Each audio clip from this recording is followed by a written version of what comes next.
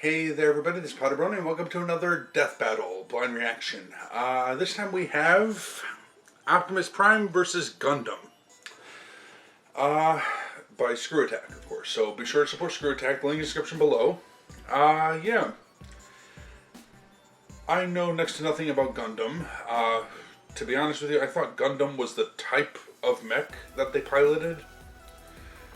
That's about the extent of what I thought I knew about it.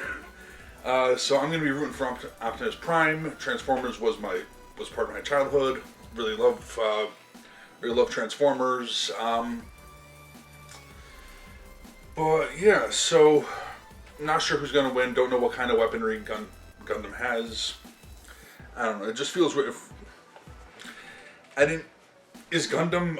I guess I'll find out. Is Gundam a particular mech, or is it the type of mech? I don't know. Was I assuming something incorrectly? I don't know. Anyway, whatever. Beside the point. Let's just get it started. See what they have in store for us. And in 3, 2, 1, and go. Check out 23andMe, a DNA testing service that can offer insight into your ancestry, health, wellness, and traits. The 23andMe Health and Ancestry Service includes reports on how your DNA can influence your weight, sleep quality, sense of taste, and more. It's super easy to do. You just spit into the tube and mail it back to their lab to be analyzed. I learned a lot about my family tree, and I'm probably I think he used a swab. Intolerant. Order your 23andMe Health and Ancestry Service Kit at 23andme.com/deathbattle. That's the number 23andme.com/deathbattle. Alright, so sometime this month, I think, is going to be the animated characters. Is it going to be this one or the next one? Across this vast world of different nations with different people, it is the clash of opinions which truly divides us. However, there is one universal truth, which absolutely everyone can agree on. Giant robots are freaking awesome! Like Optimus Prime, the original G1 Transformer. I don't really like And mech the animes, RX-78-2, the original Mobile Suit Gundam. These aren't just any robots, they're the old school classics, the first of their kind, and we're in for a robo battle of East versus West. Well, Optimus was originally a Japanese toy. He's Wiz and I'm Boomstick. Yeah. And it's our job to analyze their weapons, armor, and skills to find out who would win a death battle. So I don't think it's this one. Millions of years ago, on a distant planet called Cybertron, a great unrest grew between two factions of robotic beings, the Decepticons and the Autobots. With little warning, they found themselves entangled in civil war. Led by that douchebag Megatron, the Decepticons started gunning down any bot they pleased for basically no reason, including some guy named Orion Pax, which will be important later. Rest in peace, Robro. What Megatron didn't know was that this seemingly random encounter would end up reshaping the universe. Thanks to a robot Gandalf, Orion Pax was rebuilt into something bigger, stronger, and way more recognizable. The newest commander of the Autobots had risen, Optimus Prime. The Autobots will never sacrifice. And he's getting ready to kick some ass. Optimus is a powerful warrior with tons of awesome robo powers. As a Transformer, he can scan nearby objects and morph his body to resemble one, becoming a robot in disguise. His favorite is a And classic why did they look like 1979 cars? Kenworth K100 tractor. An oldie but a On their goodie home which sports planet. 500 horsepower and can book it over 80 miles per hour. He even gets a trailer, which, when he doesn't need it, mysteriously disappears into thin air. No, really, where the hell does that thing go? I need to know. More importantly, the life Oh, see, force it went of away. every Transformer resides in their spark, sort of like a soul. And Optimus is no different, except that his spark gives him a few unique abilities. Yeah, his spark's pretty rare. Compared to other robo people, it gives him increased strength, speed, and durability. He can shoot laser beams from his hands, fly with either a jetpack or his feet boosters, and move his limbs around while they're detached like some sort of ghost robot Rayman. Ooh! Optimus Useful. is referred to as a 0.1%er. That is how rare a being of his caliber is. Is that what all those people on Wall Street were protesting? No, that's Even 1%. then, many of Optimus's abilities are further enhanced thanks to his 0.1%, possession of one even of the better. most powerful artifacts in Cybertron's history. The Matrix of Leadership. Oh, yeah, you know, it's nothing much. It's just a piece of robot god. The Matrix is a conduit for the power of Primus, the creator of the Transformer race. With this, Optimus can heal some of his most grievous wounds. What? Not all the time. Like, you know, when he When died. he died, yeah. Use the power of the Matrix to But light then he comes back our eventually. darkest hour. Well, he has an impressive arsenal to hopefully keep that particular problem from coming up again. Yeah, never again. Regardless, he wields the Ion Blaster, a giant death cannon which Prime one-hands like a boss. This big old rifle fires bolts of energy strong enough to take down most Decepticons, and can even be fired into space from ground level. Even better, it never seems to run out of ammo. Well, why should it? One can only dream. Optimus Prime Yeah. also carries numerous weapons composed of Energon, a raw energy force used by Transformers to power their technology and, well, themselves. He's got a glowy Energon axe and Energon swords, perfect for slicing up robots of all sizes. And I guess they'd probably work pretty good on people too. Fighting fire with Yeah, I fire, would think so. Optimus Prime led the fight against the Decepticons for several millennia. Eventually, the war even found its way to our own Earth. But we've got nothing to worry about with Optimus protecting the planet. He's tanked blasts that would tear other bots apart, like when this mega refinery exploded. It could be seen from outer space. The hell of an explosion. He punched the ground so hard, the trees around him freaking exploded. Child's play, Boomstick. He's strong enough to tip Yeah, this that's large nothing. oil tanker, which, when compared to the real-life Sea-Wise giant, must weigh over 700,000 tons. He's tossed a satellite into orbit and punched hard enough to crack Six Shot's chest plate. Who boasted that his armor was drawn from the compacted subatomic matter of a collapsed star. Just to let you know, such a that's star what would he have a density boasted. of over 300 billion tons per cubic inch. While great density doesn't it true? necessarily beget great toughness, this still means Six doesn't Shot's hurt it. armor was 500 billion times more dense than osmium, the most dense natural material on Earth. You're the most dense natural material on Earth. What'd you say? And our Robo Child. Commander wrecked it. He's fast enough to catch up to this Decepticon space shuttle in just 23 seconds. Given the size of the Earth here and the angle of ascent, we can determine he's moving around 125,000 miles per hour. He's also a talented leader, Pretty capable damn of fast. commanding 1,000 battles at the same time via the Omniglobe. Like Skynet, but in a giant disco ball. He's used that crazy strength of his to punch through Megatron, who once tanked an explosion big enough to knock Cybertron out of orbit. And thanks to the weird robo-magic of the Matrix, he's even defeated Unicorn, Unicron. who's basically a giant robot Satan who eats planets. Yep. This guy is unstoppable. Not necessarily. Optimus is certainly powerful, Unicron, but after that was, all is said and done, he has one major That was a weakness. big bad. To violate that law would destroy our honor. He's just too nice. Yeah, he's kinda all about the whole honor and fair fighting thing, which kinda screwed him over more than once, and even got him Yeah. killed multiple times. Plus, he killed himself once just because he accidentally broke the rules in a freaking game. Damn. But when his back is to the wall and all hell I never read breaking the loose, comics, he'll but fight really? to the end, riding the eye of the storm. That's all there was to it. One shall stand. He cheated in the one game shall and fall. decided to kill himself. In the year 2179, humanity has embraced the stars. Well, mostly. Right. After a somewhat united humanity Alright, now this one expanded I across the have to solar listen system, to. the ideologies between those on Earth and those in space began to drift apart. A new space-noid republic, the Principality of Xeon, arose to challenge the Earth Federation. Space Noid? That like the Domino's pizza mascot, but in space? No, more like space Nazis. Yeah, I was gonna say they look like Nazis. Well, I guess it's no surprise that they started a war by gassing a populated space colony and dropping the whole thing on the planet. Man, that's messed up. But that's Yeah, just how it started. those assholes For need the to go. real star of the show, some smart guys put their heads together and came up with the coolest thing they could think of. Giant fighting robots.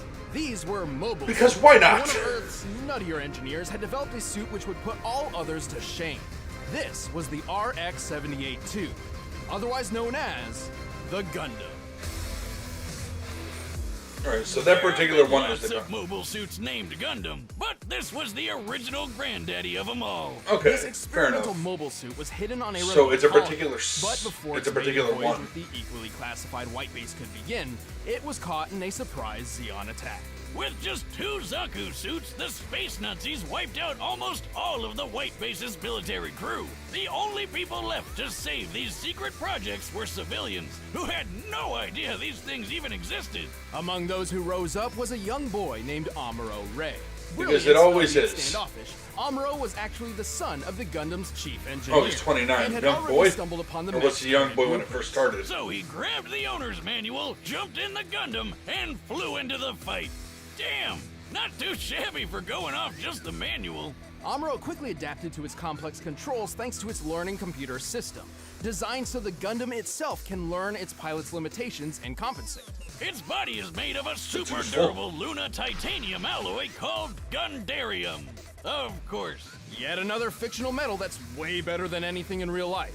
For weapons, it's got twin 60mm Vulcan guns So really, for he's gotta ears. get It's through got a this shield that can block shots Gundam strong enough to to get take at the down human, warships, and a Optimus gravity doesn't hammer, like hurting a humans. supersized flail that's rocket propelled.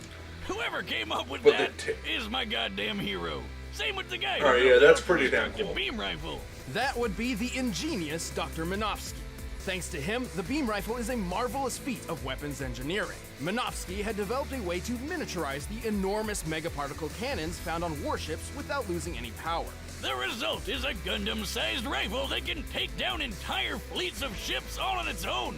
It's like having a pistol with all So the they've got a power of comparable 1,000 weapon. tanks. A single shot could easily tear through a 13,000-ton Musai-class warship. Given the official stats of this ship, to tear it asunder like so would require a strike worth Asunder? nearly 9,000 tons of TNT. Sure, the beam rifle only has 16 shots, but who really cares when you just need one? Last but not Alright, least, so it's the got a Gundam limited carries shot. 2 retractable beam sabers. Cause you can't have space battles without royalty-free lightsabers. But all these amazing weapons would be useless without an exceptional pilot. beam saber. Despite still technically being a civilian, Amuro became the main pilot for the Gundam. Turns out, his skill was mostly thanks to his previously unknown abilities. Amuro was a new type. Like, Pokemon? See, apparently humankind was never meant to live under gravity's pull. In space, without it literally weighing down their souls, some humans developed psychic powers. That is the dumbest backstory for why someone gets powers. And, we've And heard it a lot would of them never with- work that way. So what, he can like read minds or something?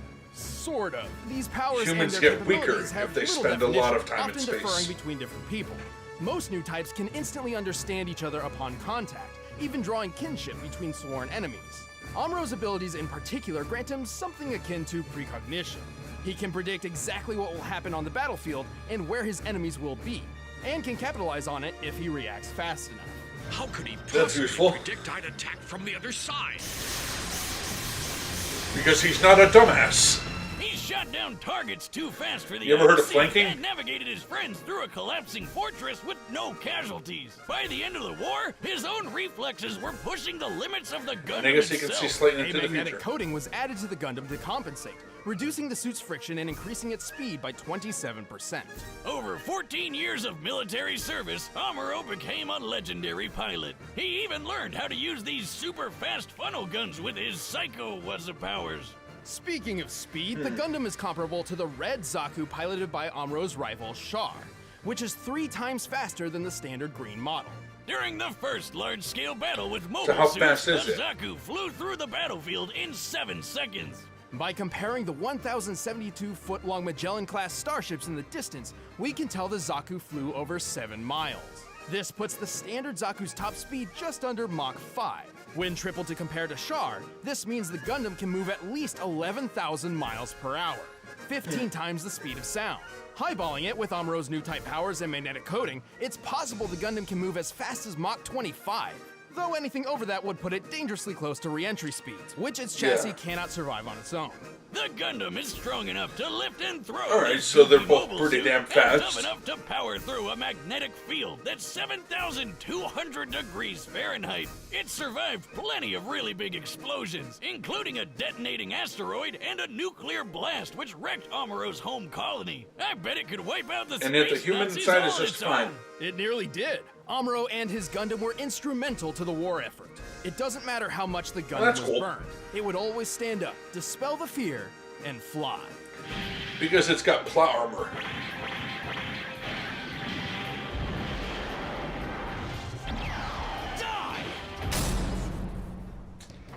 Alright. All right, the combatants are set. So, Let's end what's this a debate commercial? once and for all. But first, let me Yep, there it is. transform your eating habits. Blue Apron. Of course it is.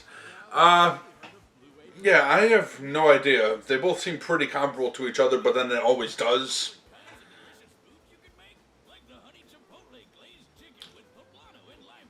But I'm gonna root for Optimus. I can't tell so far from... It seems Optimus' speed maybe a bit more. If I remember the numbers right. Wasn't it like 30-something thousand? I don't know, maybe I misremembered that.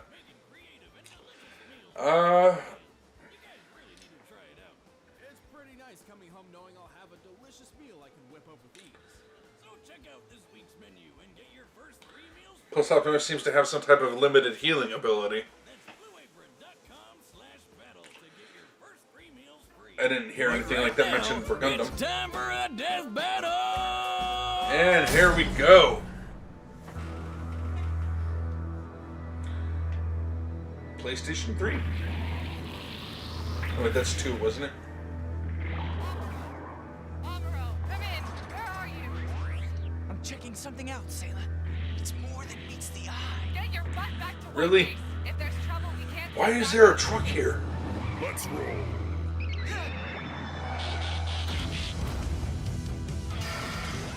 It's an enemy mobile suit! I told you. It's not a mobile suit. That's too fast!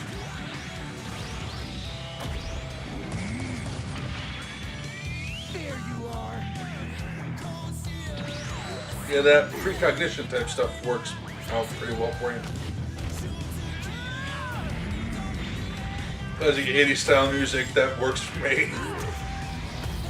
Vile Decepticon, I have been in battle for countless eons. You can't tell a Decepticon.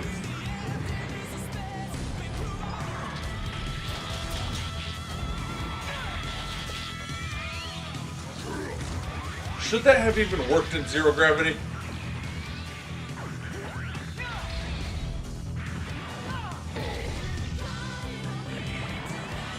Not today.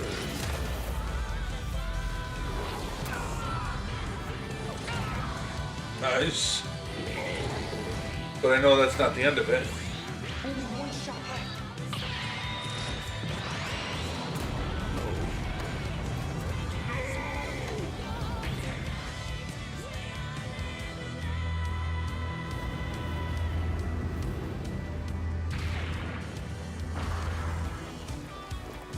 I hate gravity.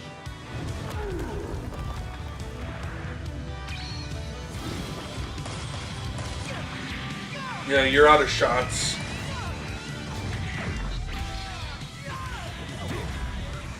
Alright, so he destroyed his gun, but he's got special weapons too.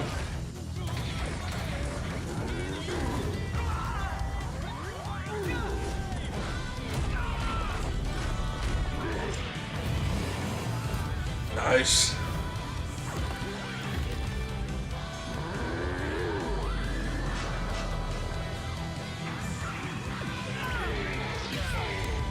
Stop that.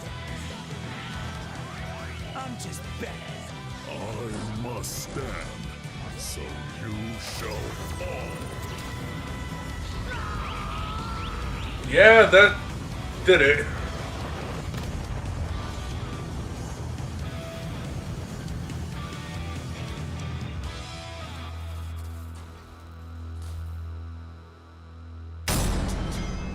Nice. He's got the touch. He's got the power. The Gundam was an impressive machine, and Amuro was a skilled pilot, but Optimus's millions of years of battle experience completely overshadowed Amuro's 14. I didn't even Also, consider we that. already You gotta know put it Optimus there. is over 6 times faster and 9,000 Oh, times I stronger. really misread Holy the. hell, who knew Optimus speed. was so freaking buff?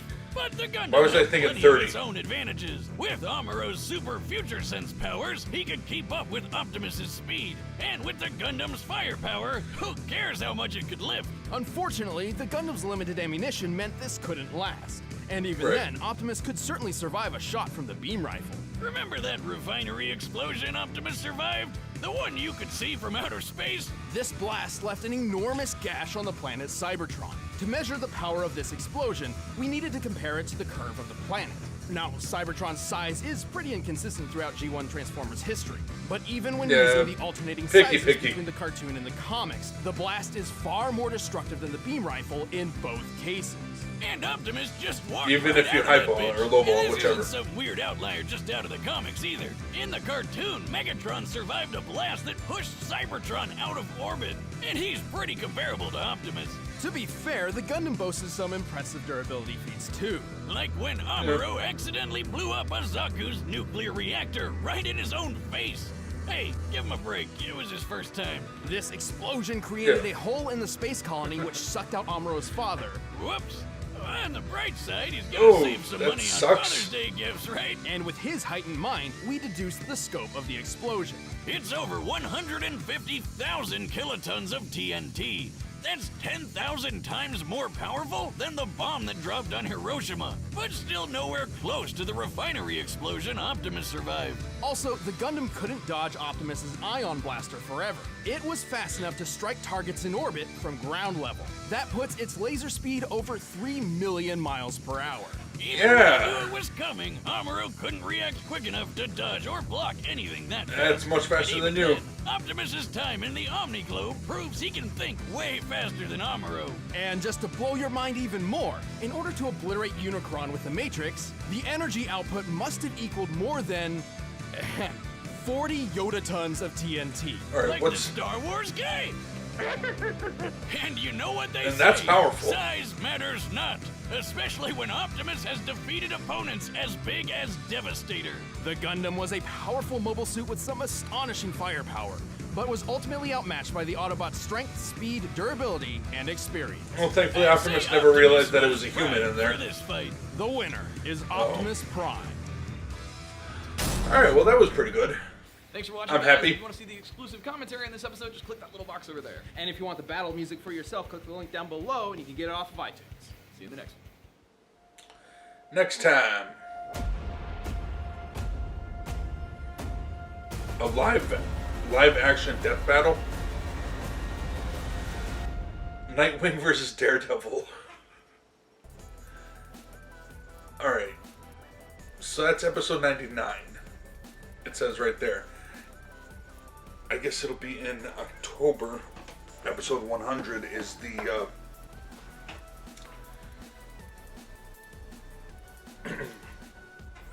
is the animated one where they have their characters animated. Whiz and Boomstick. A live action death battle. Well, is there something similar to that? I mean, they don't go through all the analytical stuff that happens here. It's done by fan vote. I forget what it's called. I remember seeing a couple of them. Like Darth Vader versus Batman, then they had the alternate ending where one wins over the other.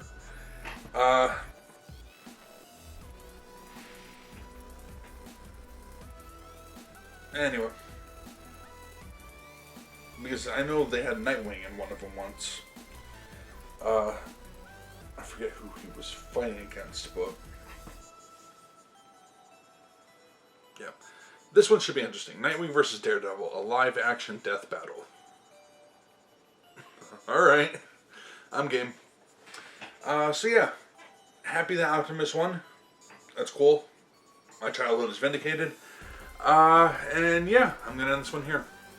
Until next time. Take care.